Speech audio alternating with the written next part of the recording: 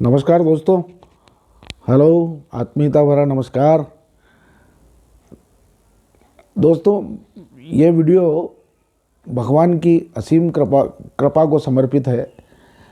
इसमें ये बताया गया है कि भगवान आज के कलयुग में भी भक्तों की आर्त पुकार सुनकर, करुण पुकार सुनकर आज भी कृपा बरसाते हैं और उनके प्राणों की रक्षा करते हैं। एक सज्जन का ये सच्ची घटना है जिसका वर्णन उन्होंने किया है। ये 1958 में नैनीताल में औद्योगिक प्रदर्शनी में इन्होंने प्रदर्शनी लगाई थी। इनका नाम है सरदार सिंह जी सिन्हा। ये रामपुर में लिपिक हैं, लिपिक थे, लिपिक के पद पे काम कर रहे थे उन दिनों, और 8 दिन की प्रदर्शनी नैनीताल में लगी थी उस दौरान। अब ये खुद इनके मैं शब्द का प्रयोग करूँगा जिसमें ये लिख रहे हैं उसके लिए, कि ये लिखते हैं कि मैं भी वहीं रहा उस प्रदर्शनी में। एक दिन मैं वहाँ की सबसे ऊंची पर्वतीय चोटी चाइना पीक देखने गया। रास्ते में मैंने देखा कि सड़क घूम घाम कर गई थी और कुछ पहाड़ी लोग पहाड़ियों से उतरकर नज़दीक के रास्ते शॉर्टकट से निकल जाते थे। इस प्रकार वे कई फलांग की दूरी बचा लेते थे। मेरे मन में भी यही विचार हुआ कि लौटते समय मैं भी इसी प्रकार नज़दीक के रास्ते शॉर्टकट से पहाड़ी उतरकर अपने मार्ग को सुगम बनाऊंगा। इनने ये सोचा कि जब वापस आएंगे तब ये शॉर्टकट से ही चले जाएंगे। अतः जब मैं लौटा तो मैंने भी ऐसा करने का प्रयत्न किया। कई स्थानों पर सफलता भी मिली।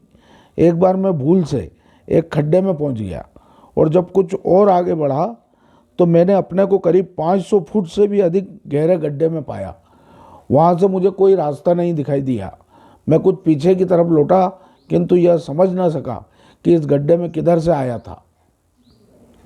मतलब ये 500 फुट गहरे गड्ढे में पहुँच गए और इनको रास्ता मालूम नहीं रहा कि कहाँ से आया था। सूर्य भगवान अस्ताचल की ओर जा रहे थे। शाम पड़ गई थी, अंधेरा छा रहा था दोस्तों, और ये अपने भैया जो सरदार सिंह जी है ये उसमें फंस गए थे। ये लिखते हैं कि अब मैंने समझ लिया कि यहाँ से निकलना असंभव है, क्योंकि दूर दूर तक सिवा ऊंची ऊंची पहाड़ी वृक्षों के और कुछ भी नहीं दिखाई दे रहा था। एक नज़दीक सोता था, मतलब झरना था, जिसमें बड़े बड़े पत्थर थे। मैंने विचार किया कि इन पत्थरों के नीचे आज रात गुजारी जाए, जिससे कोई जंगली जानवर मुझे देख न पाए। ऐसी जगहों पर बाघ बगेरों का रहना स्वाभाविक होता है, जो छिपे मनुष्यों की भी गंध से मालूम कर लेते हैं। इधर रात हो रही थी, सिवा मरने का कोई चारा नहीं था, किंतु ऐसी स्थिति में भी आदमी को हौसला रखना चाहिए, निराश नहीं होना चाहिए। इन्होंने लिखते हैं कि अपने आप को मैं भक्त तो नहीं कह सकता, परंतु जब कभी भगवान को याद करता हूँ तो मुझे ऐसा प्रतीत होता है कि भगवान मेरे साथ ही है। अतः आज भी मैंने इस विषम परिस्थिति में शंकर भगवान को याद किया और सहज ही आर्त भाव से कहा, हे शंकर भगवान, आप सर्वव्यापी हैं, फिर भी यह कहा जाता है कि कैलाश पर्वत आपका निवास स्थान है। यह पर्वतीय प्रदेश भी उसी कैलाश का एक भाग है।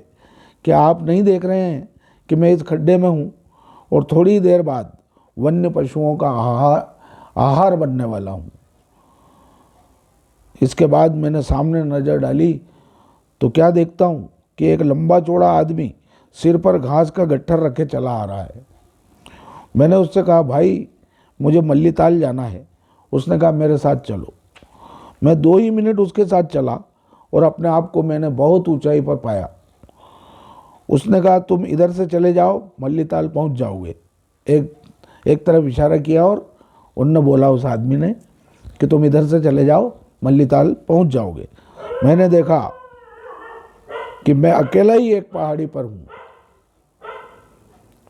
मेरा वह मार्गदर्शक न जाने कहाँ ओझल हो गया।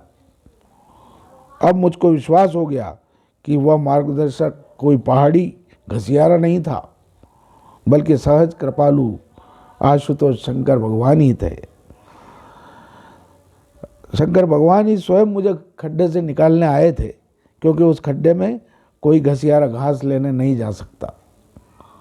मैंने अपना यह अनुभव पाठकों के सामने केवल इसलिए रखा है दोस्तों, जिससे ये विश्वास करें कि इस कलिकाल में भी, जिसमें चारों ओर पापों के काले बादल छाए हुए हैं, भगवान जरा सा विश्वास रखकर पुकारते ही दीनों की असहायों की रक्षा के लिए आज भी आते हैं। दोस्तों, ईश्वर के प्रति आस्था जगाने का ये वीडियो आप शेयर करें, लाइक करें और सब्सक्राइब करें। धन्यवाद।